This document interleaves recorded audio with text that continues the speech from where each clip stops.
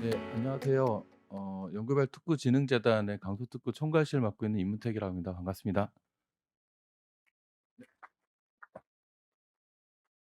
사실 이제 지금 제일 마지막 순서인데요. 연구개발특구가 어떤 곳인지에 대해서 먼저 말씀을 드리고 이제 진행됐으면 하는 바람이었는데, 마지막에 주신 이유가 있는 것 같아요. 내용 세부적으로 이제 분야별로 되어 있는 걸 좀 먼저 이해하시고 나서 전체적인 걸 보게 해 주시는 배려라고 생각합니다. 어 저희 연구개발특구 계속 특구, 강서특구 뭐 이런 얘기를 들으셨는데, 도대체 이게 뭐 하는 곳이지? 그러니까 인제 궁금해하시는 분들도 계실 것 같아요. 이게 말이 쉬운 것처럼 보이지만 연구개발, 특구 되게 이제 어색한 단어들이 많이 모여 있어서 잘 모르시는 분들이 많은데, 연구개발 특구는 법으로 지정되어 있는 지역을 얘기를 합니다. 연구개발특구법이라고 하는 법이 2005 년도에 만들어졌고요. 그 법에서 연구개발 특구는 어떤 곳이라고 정의가 되어 있냐면, 여기 보시는 바와 같이 기술을 가지고서, 이건 정부가 만든 기술입니다. 국가가 투자를 해서 만든 기술을 가지고 이 기술을 사업화를 하는데, 이 사업화의 주체가 여러분들 기업들이고요. 이 기업들이 정부가 투자해서 만든 기술들을 잘 활용할 수 있게끔 도와줄 수 있는 기관들로 대학이라든지 출연연이라든지, 이건 초창기 개념이고요. 여기에 추가로 한전과 같은 공기업이 인제 포함이 돼서 요런 기술을 공급하는 여러 기관들이 기업들에게 필요로 한 기술을 줄 수 있게끔 만드는 곳을 법적으로 지정을 해 놓고, 보통 알고 계시는 산업단지에 연구개발 기능이 포함된 곳이 연구개발 특구라고 보시면 될 것 같습니다. 연구개발 특구를 작동하게 하는 원리입니다. 기본적으로 기술을 가지고서 아이디어가 있는데, 그 아이디어에 기술을 입혀서 창업을 하거나, 혹은 아이디어를 가지고 있는 기업이 성장을 하거나, 그리고 창업한 기업이나 성장하고 있는 기업들이 더 도약할 수 있게끔 하는 일련의 이 과정들을 정부에서는 과학기정통부에 과학기술정보통신부에서 중앙에서 컨셉을 만들어서 정책을 인제 만들게 되면, 그 정책을 실행하는 기관으로 저희 연구개발특구진흥재단이 있고요. 연구개발특구진흥재단은 그 정책을 실행하는 방법적으로는 지원 사업들을 만들고, 그 지원 사업을 기업들이 잘 활용을 하다가 더 큰 비용이 필요하면은 자금을 들이는 고위험 펀드를 만들고, 이 펀드를 운영을 하면서 기업이 더 성장할 수 있게끔 하기 위해서 제도를 만들어서 그 제도를 법에다가 넣은 게 연구개발특구라고 보시면 되고요. 근데 이거를 어 과학기술정보통신부하고 연구개발특구진흥재단 둘이서 하는 게 아니라, 지역에서는 저희 전남 나주와 같은 지자체에서 인프라를 만들어 주시고요. 그 인프라를 만드는데 지역에서 실질적으로 여러분들하고 호흡할 수 있게 하는 전문 기관이 지정이 됩니다. 그 전문 기관이 저희 연구기관이라고 하는데, 저희 강서특구에서는 기술혁신기관, 여기에서는 한국전력이 되겠습니다. 그래서 지역과 중앙이 함께 움직여서 기술을 가지고 활용하는 기업의 모든 저희 활동을 지원해 드리는 컨셉이라고 보시면 될 것 같고요. 히스토리에서 잠깐 말씀드리겠습니다. 사실 저희 연구별 특구는 대덕 연구단지에서 시작을 했습니다. 대덕 연구단지에 정부 대부분의 출연 연구기관들을 인제 73 년도에 집적을 시켰고요. 그 이후에 대기업 부설 연구소들을 인제 대덕에다가 집적을 시켰습니다. 그리고 요게 인제 90 년대쯤 됐을 때, 30년 지나서 초기에 있던 연구자들이 90 년대쯤 돼서는 퇴직하실 때쯤 돼서, 이분들의 인제 지속적인 그 연구 영향을 받을 수 있는 학생들을 좀 집중적으로 투입하면 좋겠다. 그래서 카이스트가 90 년대에 만들어졌고요. 요때 시기에 정부 공기업 관련돼 있는 출연 기관들이 인제 또 연구소를 만들어 주셨습니다, 대덕에. 고때 인제 우리 한전은 93 년도에 인제 대덕 연구단지에 아까 한전정보연구원이 생겼고, 지금 신기술 에너지연구원이 여기에 인제 오는 과정까지 있는 것 같고요. 2005 년도에, 30 년이 지난 2005 년도까지 약 30 조가 정부 투자로 인제 기술들이 만들어졌습니다. 그 기술들을 기업들이 잘 활용할 수 있게끔 하면 좋겠다라고 해서, 기존에 있는 연구단지라는 개념에서 산업단지 개념을 합친 그 개념으로 대덕 연구개발 특구가 만들어졌고, 대덕 연구개발 특구가 만들어진 이후에 인제 지금 강서 연구개발 특구까지 진행이 됐습니다. 전국에는 총 17개 연구개발 특구가 있고요. 대덕 특구와 같은 큰 인제 광역 특구가 5 개, 그리고 강서 특구가 12 개가 있습니다. 그러면 특구가 지정이 되면 무엇이 좋냐? 아까 법으로 만들었다고 했는데, 그 법으로 만들 때 두 가지 정부에서는 제도를 입혔습니다. 첫 번째가 첨단 기술 기업 제도라는 거고요. 두 번째는 연구소 기업 제도입니다. 연구소 기업 제도는 앞서 많이 설명을 해 주셔서 따로 설명을 드리진 않겠습니다. 두 개 제도의 차이는 처음 창업을 해서 한 5년 정도까지 기업이 버티는 데 힘이 들려면은 자금이 있어야 되고, 또 그 자금 이외에 버티려고 하면은 기술력이 있어야 되고, 또 우수한 인력이 있어야 되는데, 정부가 해결해 줄 수 있는 게 자금과 기술력이라고 한다 그런다면, 그 기술력에 대해서 단순하게 또 스팟성으로 기술을 지원하는 게 아니라 지속적으로 기술을 공급받을 수 있게끔 하는 방법이 무엇일까? 그게 정부가 만들어 놓은, 정부가 투자해서 만든 기관들이 그 최소한 5년 기간 동안은 그 기업들하고 계속 호흡할 수 있게끔 하면 좋겠다. 그러려면 어떻게 하면 좋겠냐? 단순히 기술을 이전하는 게 아니라 출자를 내서 주주로서 서로 인제 관여를 하시게끔 하는, 저희가 쉽게 얘기할 때는 연구소 기업은 비상근 CTO를 외부에서 확보할 수 있는 방법 중에 하나입니다라고 말씀을 드립니다. 그래서 특정 기술을 이전받는 것도 있지만, 그 기술을 이전받기 위해서는 기술을 가지고 계신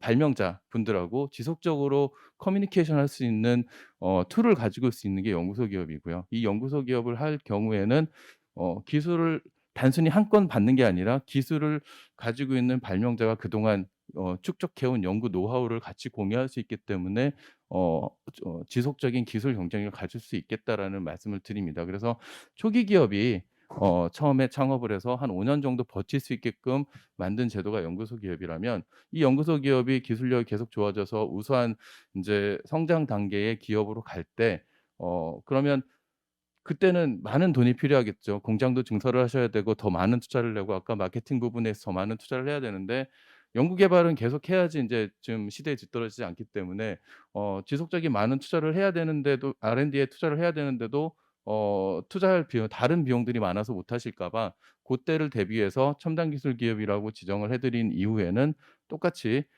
3 년간 법인세 100%, 이후에 2 년간 50% 감면을 해 드려서 지속적으로 투자를 할 수 있게끔 하게 하는 제도로 첨단 기술 기업을 만들었습니다. 간단한 사례를 하나 말씀드리면은, 여러분 잘 아시는 골프존이라는 회사가 첨단 기술 기업으로 지정이 됐는데요. 400억 정도 매출 올릴 때까지 첨단 기술 기업 신청을 안 했었습니다. 근데 400억 매출 나는 시점에서 첨단 기술 기업을 신청을 하고, 그 해에 매출 1,000 억이 되면서 그 지정된 시점부터 3 년간 세금 감면 받은 부분이 약 300억 정도 됩니다. 그 300 억을 가지고 자회사도 만들고 2 년도 3배 이상 인제 늘리고 하는 과정을 가져왔습니다. 이 말씀을 드리는 이유가, 사업을 회사를 운영하시면은 아실 겁니다. 법인세라는 게 매출이 확 뛰는 구간에 더 많이 세금이 확 뛰는 구간이 있지 않습니까? 꼭 내가 첨단 기술 기업 지금 조건이 되더라도 매출이 더 많이 뛰는 구간에 지정을 받아서 고 기간 동안에 세제 혜택을 받으시는 게 더 유리하실 수도 있습니다. 그래서 우리 회사가 공장을 증설하려고 한다든지 사업을 확정하려고 할 때 어떤 때 세금을 더 많이 받는 게 유리하겠는가를 판단을 하셔서 고 시점에 요 제도를 활용하시는 것도 좋습니다. 연구소 기업은 본사가 특구 지역에 있어야지 혜택을 보는데, 첨단 기술 기업은 본사가 특구 지역에 없으셔도 됩니다. 공장을 확장할 때 우리 공장 부지를 나주 강서 특구에 있는 대로 생교로 내가 분양을 받겠다고 하시면, 그 분양받으시는 지역을 나주 강서 특구에 인제 집어넣고 거기에서 첨단 기술 기업을 인제 신청하실 수가 또 있고요. 그러면서 해당 공장에서 매출이 많이 난다면 나는 만큼, 물론 인제 그건 있습니다. 본사는 다른 지역에 있고 나주 강서 특구에는 공장만 있는데 공장에서 매출이 적게 난다면은 혜택을 상대적으로 적게 볼 수는 있습니다. 그렇지만 나주 강서 특구에 있는 신규 유휴지에 분양을 받으시면서 그거를 첨단 기술 기업으로 활용하실 수 있기 때문에 요 말씀을 좀 드리겠습니다. 이 말씀을 드리는 거는, 회사를 롱텀으로 인제 운영하시는 플랜상에서 어떻게 로드맵을 짤지에 대해서 고민해 보실 수 있는 제도라고 말씀드리겠습니다. 연구소 기업에 대해서는 뭐 앞에 말씀하셨는데요. 저희가 연구소 기업을 괜찮다라고 그래도 생각하는 거는, 초기 기업이 보통 상장하는데 한 10년 정도 걸린다고 합니다. 뭐 국내 평균 13년 정도 걸린다고 하는데, 연구소 기업이 약 한 7년 정도 걸렸고, 10 5 년도에 우리 콜마 B&H가 딱 10년 만에 상장을 했습니다. 그리고 수젠텍이 9 년, 마인드랩이 7 년, 그다음에 신테카 바이오나 진시스템이 9년 만에 저희 8년 만에 됐습니다. 그래서 보통 생각하는 이상적인 상장까지 가는 시간이 그래도 한 2-3년 단축되는 제도 중에 하나이다. 이게 아무래도 기술을 찾으러 여러 군데 다니지 않았던 것도 있고, 또 저희 특구 아까 고위험 펀드 말씀드렸는데, 연구소 기업만을 위한 전용 펀드들을 만들었기 때문에 그러지 않았나라는 생각도 듭니다.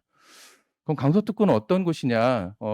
기존에 아까 광주 특구하고 인제 그 나주 특구를 인제 두 개를 어떤 분이 말씀을 하셨는데 앞에서 인제 기관에서. 근데 강서특구 기존 광역특구 같은 경우에는 대덕 연구단지에서 시작을 했기 때문에 어 연구기관 역량이 되게 많은 곳을, 그러니까 기술적으로 공급이 잘 될 수 있는 곳을 연구개발특구로 지정을 했다고 인제 보신다면, 강서 연구개발특구는 핵심 기관, 중간에서 인제 기업들과 기술을 잘 연결시켜 줄 수 있는 아주 훌륭한 기관이 있는 곳을 중심으로 지정을 했습니다. 저희 나주에는 한전이 계셔서 인제 요렇게 진행을 하게 되었고, 특히 기업 공간이라고 하는 부분, 아까 뭐 신규로 분양받을 수 있는 곳이라든지 이런 부분들이 지역의 작은 지역이지만 요 지역 내에서 새로운 모멘텀을 가져갈 수 있는 지역을 중심으로 아주 고밀도 고집적으로 만든 공간을 강서특구라고 하겠습니다.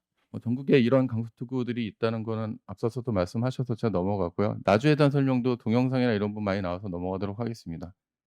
연구개발특구가 다른 산업단지와 가장 크게 다른 점을 말씀을 드릴 때에는, 연구개발특구는 우리 나주특구에 있으면 나주특구에 있는 기업만은 아니시라고 생각하셔도 좋습니다. 나주에서 연구소 기업을 만드셨는데 우리 회사가 더 커져서 나주 강수특구에 더 이상 확장할 데가 없으시다 그런다면 광주나 다른 지역을 활용하셔도 됩니다.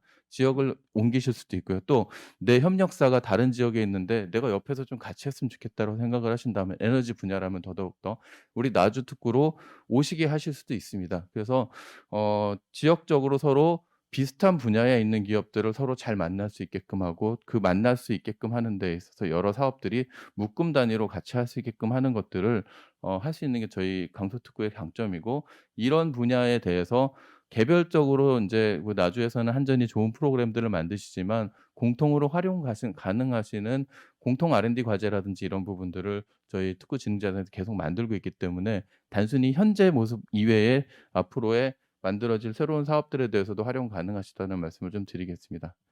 강서특구를 운영하는 플랫폼, 앞에서는 공간적인 부분과 개념적인 부분의 특구에 대해서 말씀을 드렸다면, 특구가 생기면은 특구에 고정적으로 연간 40 억에서 60억 정도의 예산이 투입이 되는데, 그 예산이 어떻게 활용되느냐면, 앞서 우리 나주 강서특구 사업장에서 말씀하신 것처럼 기술을 찾고 그다음에 창업을 하고, 그다음에 창업한 기업들이 성장하는 데 필요한 세부 사업들은 지역에서 만들어 주시고요. 그렇게 해서 만들어진 기업들은 저희가 인제 특구재단이 기술가치평가 전문기관이기 때문에 가치평가를 해 드리거나, 기술이전 R&BD, 기술이전 받으신 기업들에 대해서는 R&BD 과제를 해 드립니다. 저희 지원을 해 드립니다. 뒤에 그 부분을 제가 좀 더 자세히 설명드릴 건데, R&D 과제 이외에 지금 지역 혁신 활성화라는 공통 사업이, 그러니까 특구재단이 전국을 대상으로 하는 사업이 또 있습니다. 그 사업을 활용을 하셔서 다른 더 확장적인 사업을 저희 과제를 활용하실 수도 있습니다. 요거는 넘어가도록 하겠습니다. 저희 뭐 사업이 아이디어 단계부터 성장 단계까지 있다라는 말씀을 좀 드리는 거고요. 요 부분은 공통적인 거라 넘어가도록 하겠습니다. 오늘 제가 중점적으로 말씀드릴 거는 지금 공고가 나가 있는데요. 4월 11일 날 마감입니다. 기술 이전을 받았거나 연구소 기업인 기업들 대상으로는 1 년에 2 억에 해당되는 사업화 자금을 지원해 드리는 과제가 지금 공고 중에 있고요. 요 과제가 11일 날까지 온라인 마감입니다. 전남 나주의 경우에는 약 20억 정도, 2 억씩 하면 10개 과제 정도 지원될 수 있는 룸이 지금 이제 공고가 되어 있는 상태여서 준비를 하시면 좋을 것 같습니다. 단독으로 들어오셔도 되고 컨소시엄을 구성하셔도 가능합니다. 평가 기준은 보시는 바와 같이 되어 있습니다. 기술성, 사업성, 사업화 역량, 사회적 역할로 되어 있는데, 기술성이나 사업성, 사업화 역량은 일반적인 R&D 과제랑 비슷하다고 보시면 되고요. 최근에는 사회적 역할, 신규로 얼마나 많은 인력을 고용할 수 있겠는가에 대한 부분들을 상대적으로 보고 있습니다. 이 부분에 대해서 또 이제 고민해 주시면 좋을 것 같고요. 사업계획서 양식은 보시는 바와 같이 구성이 되는데, 저희는 기술 이전 받았거나 연구소 기업을 대상으로 하는 과제이기 때문에 기술 이전 받은 그 기술이 왜 필요한지, 우리 회사가 지금 어떤 어려움을 겪고 있는데 이 기술로 어떻게 극복할 수 있는지에 대해서 구체적으로 설명하는 내용이 있어야 된다라는 게 다른 R&D 과제랑 좀 차이가 있고요. 기타 뭐 기관 현황이나 뭐 사업비 구성들은 인제 간단하게 쓰시면 되는데, 특히 사업비 구성은 선정된 이후에 구체적으로 요청을 드립니다. 그래서 한 장 정도 되는 간략한 사업비 구성 내역을 인제 쓰게끔 되어 있는데, 요 부분이 양식이 간단하다 보니까 사업비 구성 내역을 그냥 뭐에 얼마, 뭐에 얼마 이렇게 그냥 개념적으로 적으시는 분들이 있습니다. 근데 적어도 연구 재료비에 대해서는 우리 사업과 어떻게 매칭이 되는지에 대해서 질문을 해서 디테일하게 물어볼 수 있기 때문에 파악을 해 놓으시는 게 좋을 것 같습니다. 중요한 거는 사실은 사업 계획서도 중요하지만 발표 자료가 중요하지 않습니까? 그래서 발표 자료 구성하는 부분에 대해서 제가 오늘 사실 좀 중점적으로 설명드리려고 가져왔습니다. 두 가지 형태 어느 형태든 상관없습니다. 간략하게 기간 소개부터 매출 계획까지 이렇게 묶어서 묶음 단위로 하시는 경우도 있고 세부 단위로 이렇게 쭉 풀어 가지고 하시는 경우 있는데 어느 형태든 상관이 없는데 제일 중요한 건 인터뷰할 때입니다. 다 끝나고 나서 질의응답할 때 좀 당황하시는 분이 있거나 자료가 좀 부족해서 설명이 좀 부족하다고 생각하시는 분들이 있는데 그럴 경우에 아까 말씀드린 사업비 내역을 별도 부록을 하나 정도 만들어 놓으셨다가 질문이 나오면 펴 주시면은 좀 더 수월하실 것 같고 또 요 지금 제안하는 요 과제에 관련돼 있어서 우리 회사가 과거에 어떤 일들을 해 왔고 어떤 일들을 잘했었는지에 대해서는 부록으로 좀 만드셨다가 펼쳐 주시면 설명이 좀 될 것 같습니다. 그리고 어 단순 제품이면은 뭐 "제품 어떻습니다." 직관적으로 설명할 수 있겠지만 서비스라든지 아니면 플랜트라든지 이런 부분들은 설명하기 좀 어려울 부분이 있는데 그런 거는 동영상 자료를 만들어 뒀다가 물어보실 때 답변하는 형태로 해 주시는 것도 좋을 것 같습니다. 세부적으로 보시면은 주요 인제 구성 내용 중에서 보통은 인제 우리 연역하고 그다음에 주요 대표자의 이력을 설명하실 때는 어디 학교 나왔고 뭐 이런 얘기를 주로 많이 하시는데 그것보다는 지금 제안하는 과제를 위해서 우리 회사가 조직을 어떻게 구성하고 있는지 뭐 여기 같은 경우 광학 전문 어떤 거 하는데 그 광학팀이 있고 소프트웨어 설계하는 팀이 있고 마케팅 팀이 있어서 이 과제는 성공할 수밖에 없게끔 이미 우리는 회사 운영 구성이 되어 있다라는 부분 그리고 우리 키 멤버, 핵심 멤버는 이 과제 관련해서 어떤 현장 경력이 있는지에 대해서 주로 물어보시는 이제 표현하시는 게 더 효율적이고요. 그리고 요 부분을 많이 못 하시는데 대부분은 "우리는 요런 전문 기업입니다." 그래서 우리 회사를 표현할 수 있는 키워드가 좀 초반에 딱 들어오면 아주 좋은 선입견을 가지고서 어필할 수가 있기 때문에 "우리 회사는 무슨 전문 회사입니다."라고 한 단어로 표현할 수 있는 키워드를 좀 설명하시는 게 좋겠습니다. 그리고 뭐 이거는 간단한 기관 소개인데 관련해서 이 과제 말고 다른 어떤 사업들을 우리 회사가 하고 있는데 어떤 제품들을 하고 있는지에 대해서 주변에 유추할 수 있는 것들을 좀 풀어 주시는 게 좋을 것 같고요. 이전받는 기술을 내가 왜 이전받는지 올해 중점적으로 보는 건요. 이전받은 기술이 실제로 제안하시는 과제하고 얼마만큼 밀접도가 있는지에 대해서 중점적으로 보려고 생각하고 있습니다. 그렇기 때문에 이전받는 기술이 내가 어떤 제품을 지금 구상을 했는데 뭐가 좀 2%가 부족해서 3%가 부족해서 그 부분이 하다가 안 됐는데 요거를 넣으면은 될 거다. 아까 우리 저기 LED 관련해서 설명하신 인제 회사에서 고런 비슷한 내용을 좀 하신 걸로 제가 기억이 납니다. 그래서 고런 부분들을 좀 설명을 해 주시는 게 좋을 것 같고요. 요 부분도 설명을 잘 못하시는 분들이 가끔 있더라고요. 이게 개발이 완료됐을 때 어떤 경쟁력을 갖는지를 설명 안 하시는 분이 있습니다. "개발하면 좋을 겁니다."라고 대충 얘기하시는데 개발을 완료되면 기존 시장에 뭘 대체하거나 혹은 이런 용도로 확장성이 있기 때문에 활용 가능성이 높아진다라든지 그래서 지금 우리 회사에 처한 어떤 안 좋은 부분을 어떻게 풀어줄 거다라는 거에 대해서 구체적으로 설명을 해 주시는 장표가 빠지는 경우가 많더라고요. 이 부분을 좀 설명해 주시는 게 좀 더 경쟁력이 있을 거고요.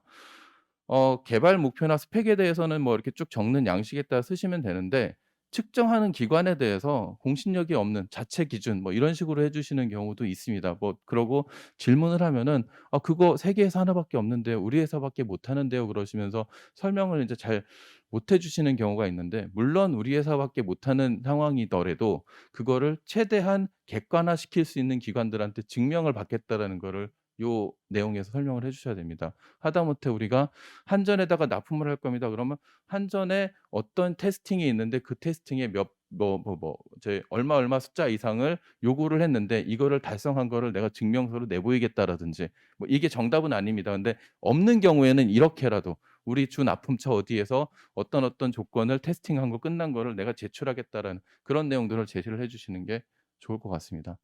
그리고 저희는 R&D 과제가 아니라 R&BD 과제입니다. 시장에서 어떻게 먹히게 할 것인지에 대한 내용을 이제 인제 그 목표에 넣게 좀 되어 있는 부분이 있습니다. 그러면 시장에 나가게 하기 위해서는 최소한 시제품이라도 출시가 돼야 될 거고 아니면 시장에서 무엇을 어떻게 할 건지 그리고 아까 사회적인 부분을 고통을 분담한다는 측면에서 신규 인력을 어떻게 뽑을 건지에 대한 이런 내용들도 마케팅 목표에 넣으시는 게 좋을 것 같고요. 뭐 인제 사업화 매출 계획 같은 경우에는 전체 큰 시장을 얘기하고 거기에서 인제 그 세분화되는 다음 시장을 말씀을 좀 많이 해 주시는 요 패턴은 다 아실 거라고 생각합니다. 근데 요런 부분들은 놓치는 경우가 좀 있으시더라고요. "우리 회사 지금 제안하는 과제가 국가적으로도 지금 요구되는 거다." 뭐 좀 코로나 얘기도 나오고 뭐 좀 ESG 뭐 그다음에 우리 탄소 중립 이런 얘기 나오지 않습니까? 국가적으로도 이런 정책이 작년에 누가 발표했는데 올해 뭐 우리 올해 같은 경우에는 뭐 윤석열 이제 당선인께서 어떤 공약을 내세웠는데 그거에 어떻게 부합된다든지 이런 것들을 한두 문장이라도 인제 들어가 있다면 다른 데보다는 좀 달라 보일 수 있을 것 같습니다. 뭐 이거는 우리 과제의 최종 아웃풋을 둘러싸이는 뭐 그 산업 가치사들들이 어떻게 구성되어 있는지에 대해서 간략하게 설명이 되면서 그 안에 우리 회사가 어느 정도 포지션에 있는지를 설명을 하면 요것도 좀 의미가 있을 것 같고요. 주관하고 참여하고 같이 구성하시는 경우가 있습니다. 그런데 주관 기관 제가 "우리 회사가 되게 잘합니다."만 설명하시다가 끝나는 경우가 있는데 참여 기관을 집어넣으셨을 경우에는 참여 기관이 어떠한 역할을 하는지에 대해서 참여 기관 역할에 대해서 좀 해 주시는 게 좋고요. 이렇게 했을 때 궁극적으로 우리 회사가 이 지역에 있는 우리 회사가 작은 회사가 어떻게 성장할 수 있겠지라는 거에 대해서 얘기를 해 주십니다. 왜냐하면 정부가 지원하는 거기 때문에 정부에서 지원한 거를 우리 회사가 성장해서 더 많은 매출을 올리는 걸로 보답을 하겠다라는 그런 내용들이 기대 효과에 들어가시면 좋겠습니다.